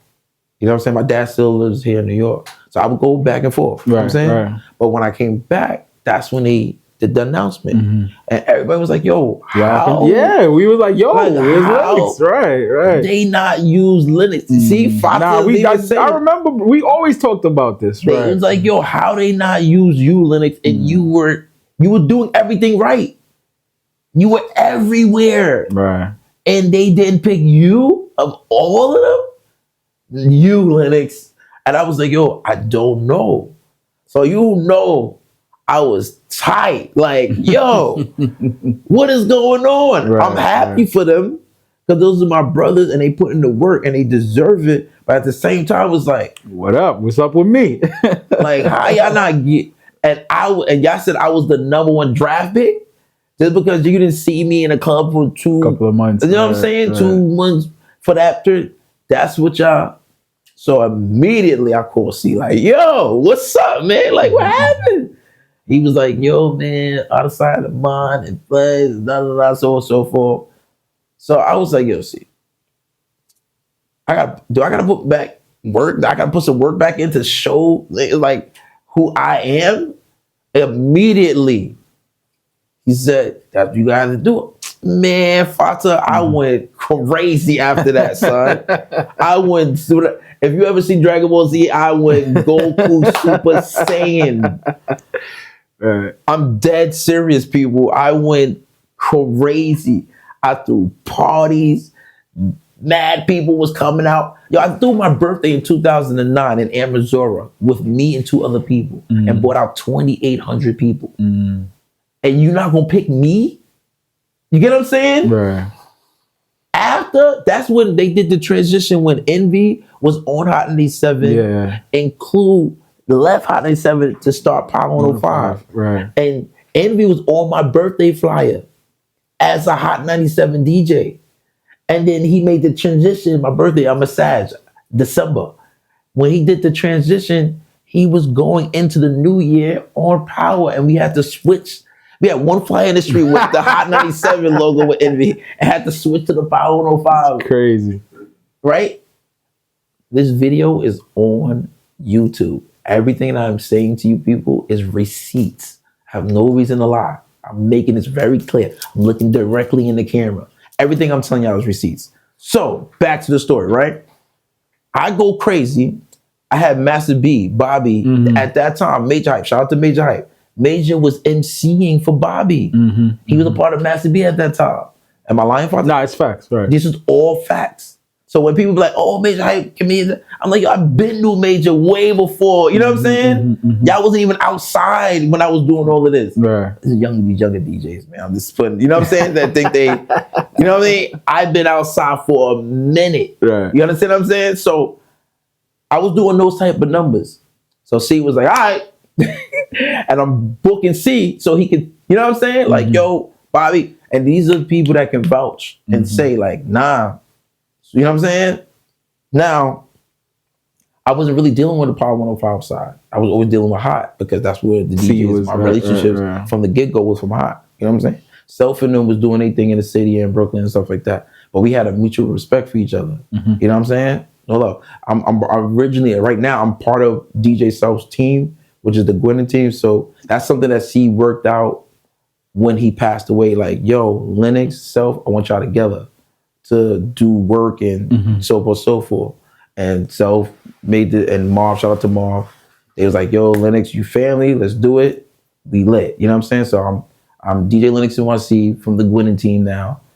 Shout out to Shampoo from Def Jam too. I've been working with him as well throughout the years, doing the Def Jam and label stuff on the hip hop side. Right. And shout out to L Cool J with the Rock the Bells too. You know, working with them, doing some stuff too. Those are like some of the people that I'm in the mix with my branding, and you know what I'm saying. Was there Stuff resentment like that during that time? With that situation? Yeah, with the Hot 97 situation. Really not from Hot. It was just like Disappointment more. Yeah, Right. It was more like disappointment, like, but it wasn't really them. It was the people that made the decision, and they didn't make the. I'm not saying he didn't make the right decision. But the fact to leave you out just because of 2 months of... Right, that was crazy. Right, you know what I'm saying? After I put in that all much of of that, work. all those you know years. what I'm saying? Right. And I was going to mad stuff with how I was cool with everybody. Shout out to DJ Enough. Shout out to everybody that was at the stage. You know what I'm saying? I was there. Out of the DJs, we were good. Right, Everything was right, good. So right. they didn't even understand, like, you know what I mean?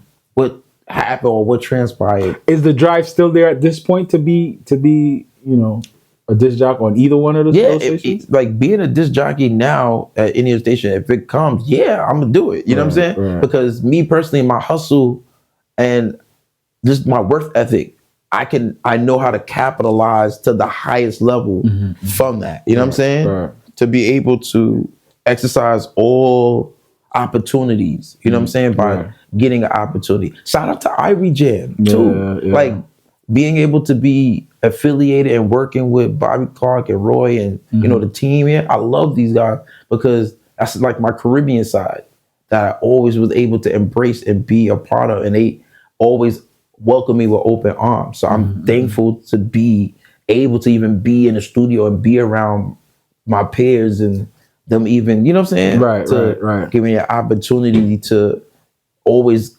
Lennox, whatever you need, and we here. And however I can help, I'm helping. They got any shows, anything I'm promoting, I'm posting, but any way I can help, by any means, I'm doing it because of what they mean to me. You know what I'm saying?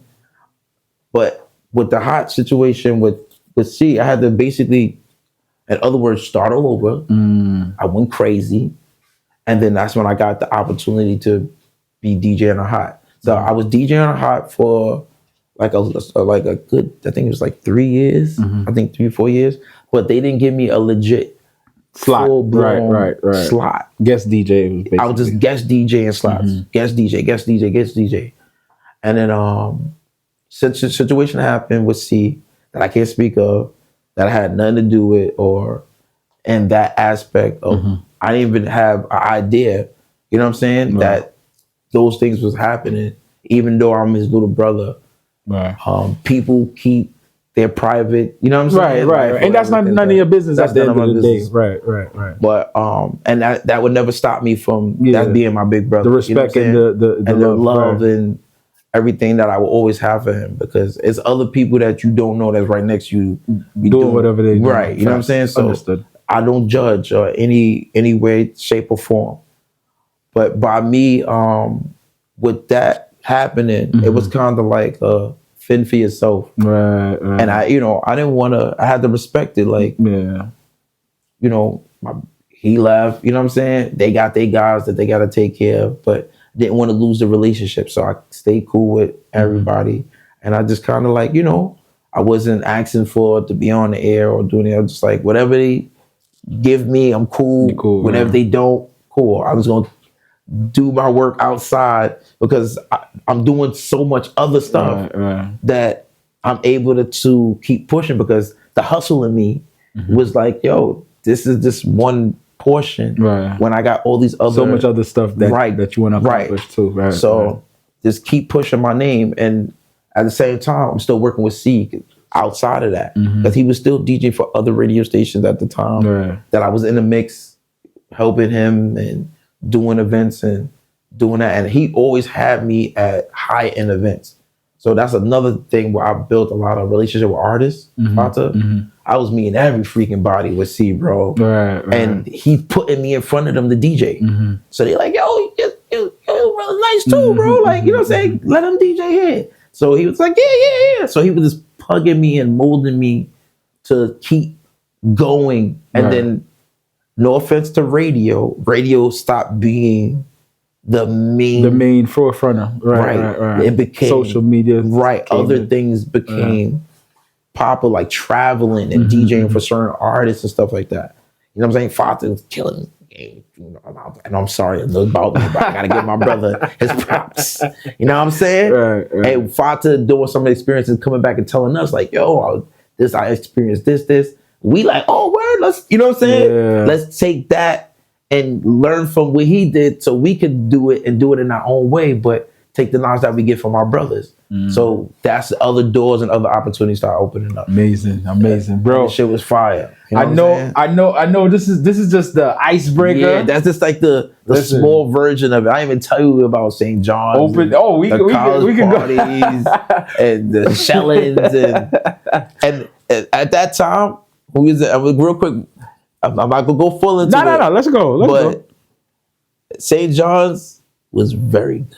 Yeah, that was a very good time. That was a great era. That was a great time of my life. Listen, that from, like I said, from you, like you said, from Elite Art, to Club A, to the college circuit. Yes, that college circuit. Like those were eras, man. Yes, and that's what definitely made us who we are today. Yes. And, you just got to respect the culture. You just got to respect and then tell your story. And that's what this platform is about, Fidiculture.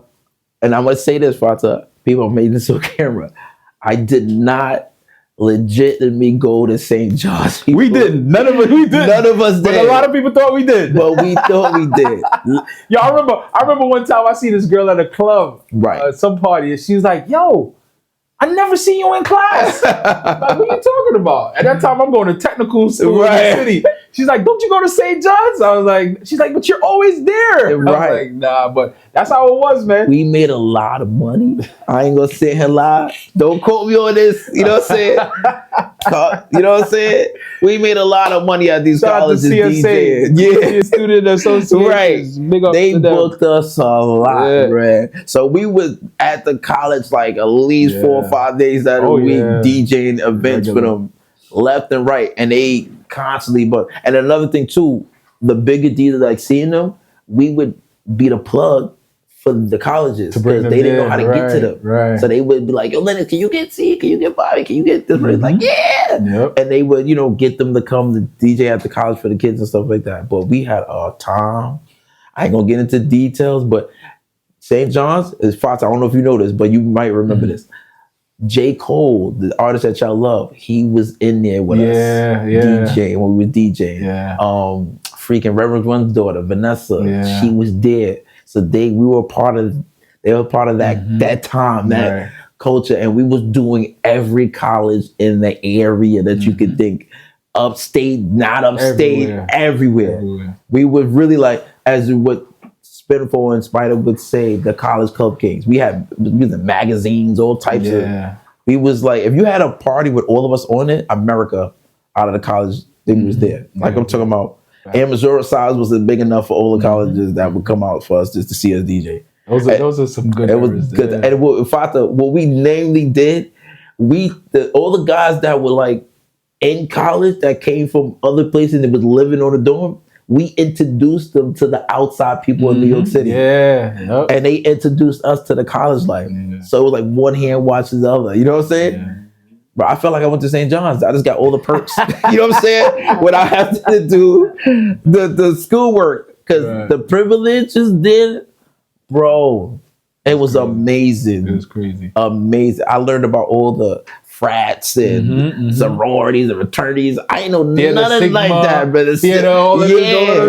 All of that being DJing up there, bro. At all those colleges. Speaking of college, did you ever go to college? Yes, I went to York College. You went to York College? How long? Did you complete it or not? I'm gonna be honest with you.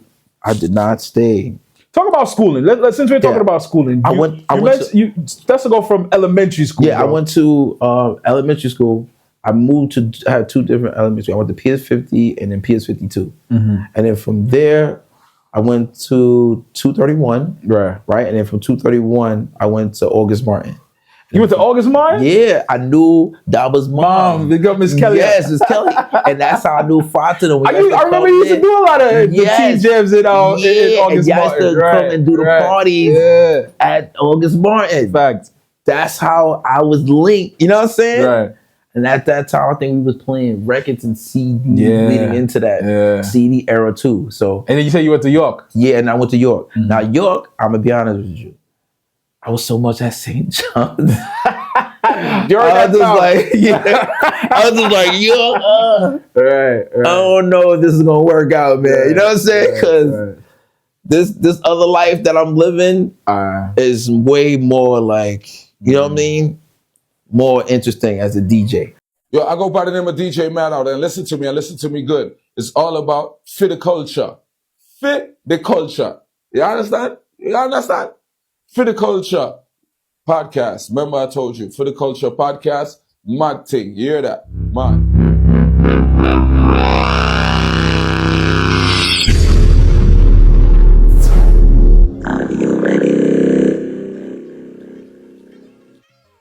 Here's a segment that I like to do, right? Being the fact that you're on both sides of the hip hop market and also on the Caribbean side of the Caribbean market, right? So we're gonna separate it. Okay, the hip hop or R&B, whatever you want to call it, like that American side and the Caribbean side. Let's do it like that. Okay, right? Your top 5 artists on the American side, right? Who are top 5 artists? Or DJ Lennox top 5 artists on the American side. Definitely 50 Cent. Definitely Jay-Z, Nas. I'm gonna be honest. There's two other artists that I have like. I think like so Jadakiss, and there's one more other artist that I think is like. Do you want me to say I'm going for older. It's your no. It's I'm going for the older artists. If you want to replay, I'm going to replay and start that over again. We can replay. I'm going for the older artists. All right. I'm gonna say Nas, Jay-Z, 50, Jadakiss, and there's one more other person. I don't know if Can I say? Okay, I'll give you a 6. I'll give you a 6 man. Can I say? I'll give you an off the bench. You know what I'm saying? Like I'm just saying on the hip hop, if needs be, on that era for that. Biggie, I'm gonna say Biggie. I can't figure B. Let's start over again. So let's get it. DJ Lennox top 5 artists. All right. On the American side. On the American side, for an older brand, I'm gonna say of people, Biggie, Jay-Z, Nas, 50, and I'm gonna say Jadakiss. Jadakiss. Right. Those are my 5. Now let's do it on the Caribbean side. And you could include soca in it. I mean, whatever you That's feel. so hard. I gotta do like top 5, bro. Dead or alive. Top 5. On the Caribbean definitely side. say Movado, Cartel, Vibes Cartel, Beanie, Bounty, and I'm gonna say Elephant Man did a hell of a time, man. Like Elephant Man did a hell of a he did a whole era for us that was like unstoppable. Right. I'm gonna say Elephant Man for that time frame. I'm gonna say for that time frame. All right. Now, younger artists that I could go for, like for the hip hop side, would be like Drake, Kendrick. Who else? I can't say. You cheating the game now, bro. You know what I'm saying? I just can't. You cheating the game, bro. Man, you've been around for a little minute. Right. You've been around different eras of hip hop and different eras of dancehall. So it's like it got to be a top 5. It got to be cheating the game. So if somebody got to get left out, they got to get left out. You cheating the game. I'm gonna stay with the OGs. I'm gonna stay with the OGs. I'm gonna stay with the OGs. Shout out to the youngers. You gonna stay with the OGs. I'm gonna stay with the OGs because they was molded different. That's what molded you. You know what I'm saying? Right. They was molded different, and they indebted all the stuff that we doing now for the younger people. You know what I mean? So I'm gonna stay with the OGs. Before you go, I want you to let them know about your social media handles, how they could get up and contact DJ Lennox and all of that stuff. So everything on social media is DJ Lennox NYC. Okay, so it's DJ LENNOX NYC. Not one N. Some people got the Caribbean people, Lennox. One N. No, it's 2 N. So it's DJ LENNOX NYC on all platforms. Instagram, YouTube, SoundCloud, all the platforms you can think of. You know what I'm saying? I need to build on some of those platforms because I be so all over the place, but I'm working on it. You know what I mean? But definitely, I'm outside. I'm outside. I'm not like one of the DJs that like you will see Lennox outside and people, I'm very approachable. Come talk to me. I love people. I want to communicate. I want to build. Any adventure I want me to do, holla at me. Just remember, I'm versatile. I can do anything. But I love interacting, and I love people, and I love good people. You know what I'm saying? So you see Lennox in the street, held me up, dap me, hug, talk, whatever questions you want to ask, everything, I'm here. You know what I'm saying? There you go. Thank you, my brother. No problem. This is just the beginning, man. Yeah. It's just the beginning. Another part of the journey and the story, man. There you go. And your story was told. Yeah. All right. Shout out to Father for giving me the opportunity too, people. Good brother. Definitely support him. He got a lot of great things in works, but definitely support him, man. Good people.